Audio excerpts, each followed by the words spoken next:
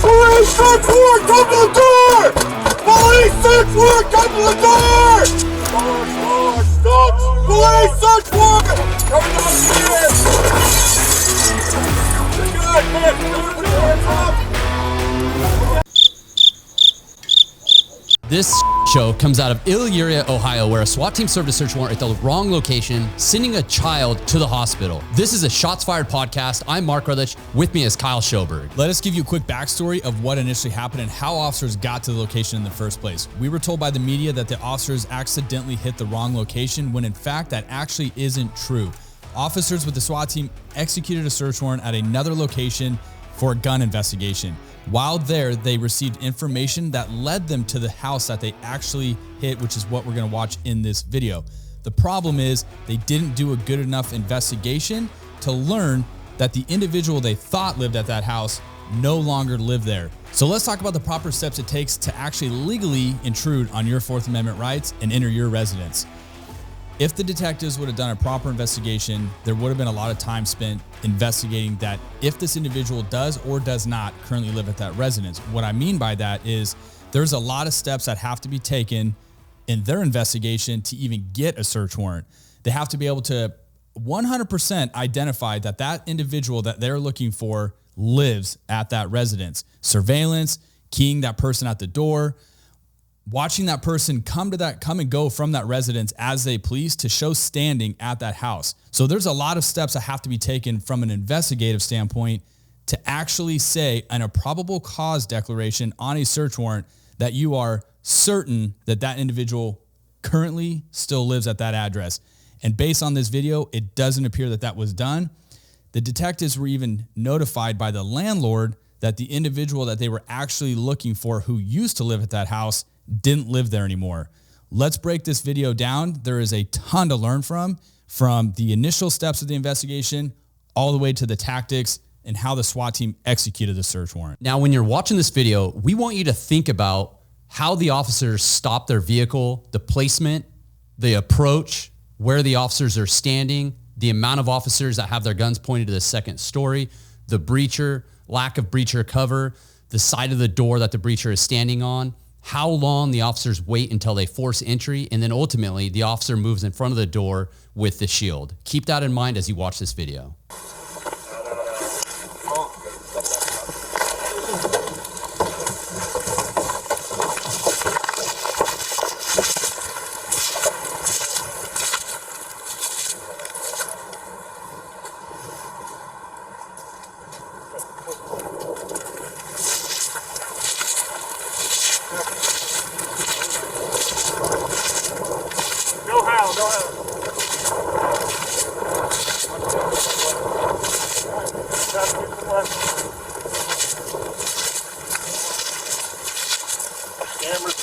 Cameras.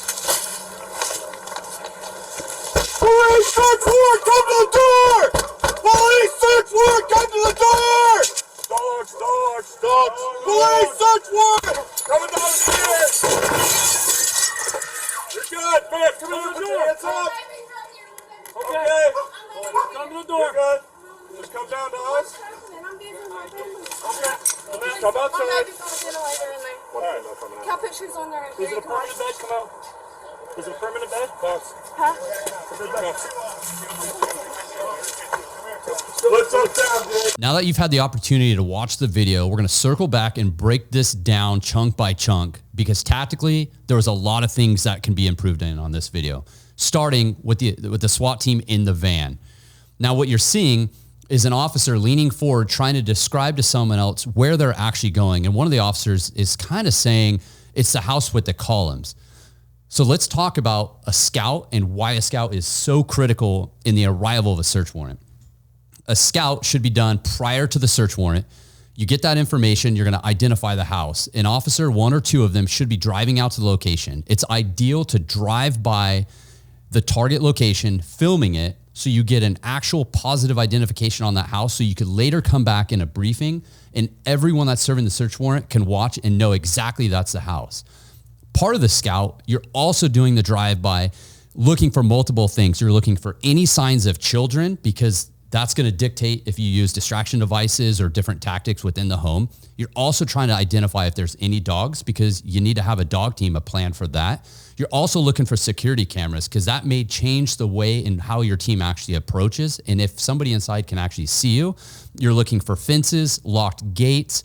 If there are gates, the way that gates swing, if they're locked, if there's chains on it.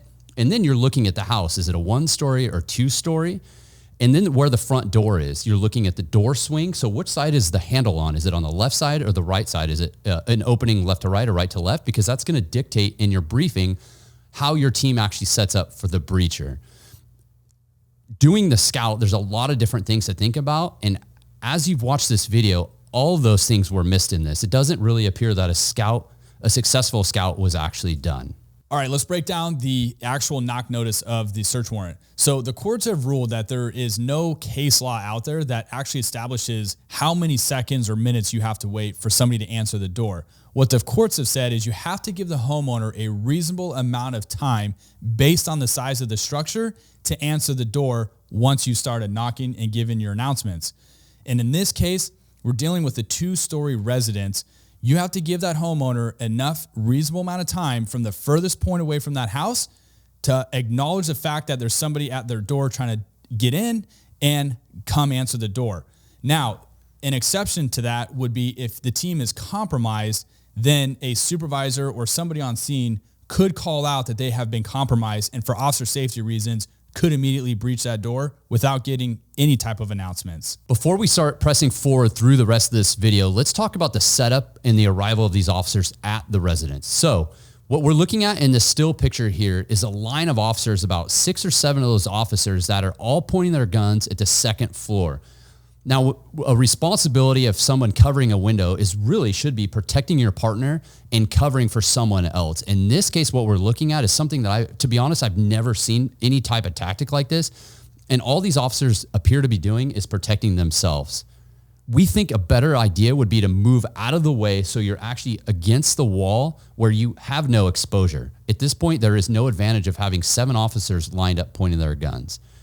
Now let's focus really on the front door. These 2 officers on the left side, or the 1 officer on the left side and the 1 officer on the right side. On the right side, at the hinge side of the door, you see an officer standing with just a shield. There's no lethal cover for that officer. There should be somebody pointing to the right where that other window is to protect that officer's back, and then someone actually pointing in on the house, or inside of the door once the door opens.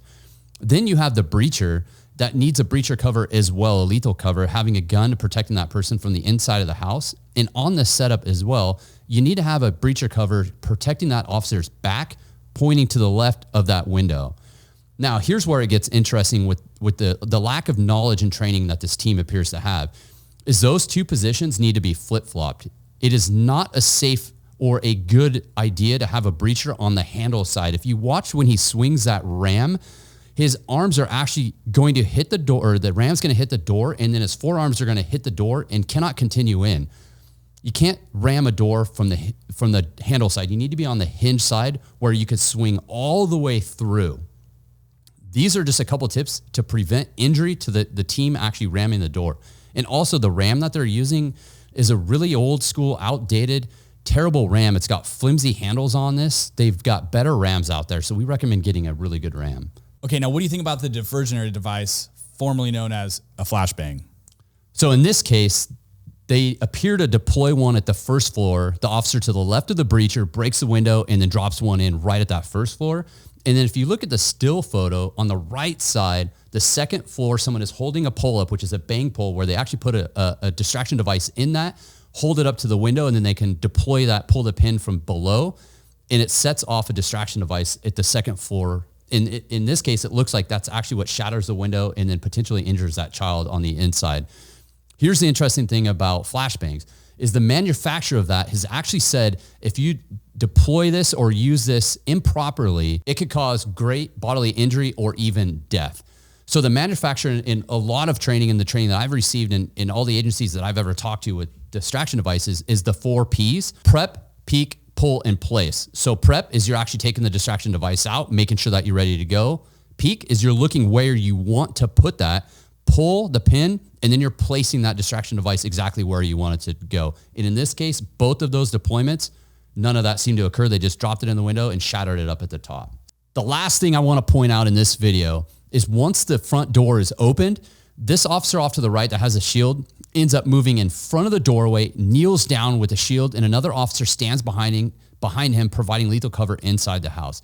Now, this is a tactic I have never seen. I've talked to multiple officers about this. We've never seen this. Everything law enforcement is taught is never to stand in the fatal funnel in the way of a door. And in this case, that officer does that and then ultimately moves. We're kind of confused at why that actually happened, but we really think staying on the threshold or the side of the door is the safest place to go, not in the middle of this shield. If you want to watch the video, click the link in the description below. Also, we're excited to announce our merch store is up and live. Check it out. It's in the description. This video breakdown really highlights a lot of different things and really supports why training is so important and a thorough investigation is absolutely critical. The goal of this podcast in this video breakdown is to really prevent incidents like this from occurring again. Thanks everyone for watching our podcast. We'll see you on the next one. Later.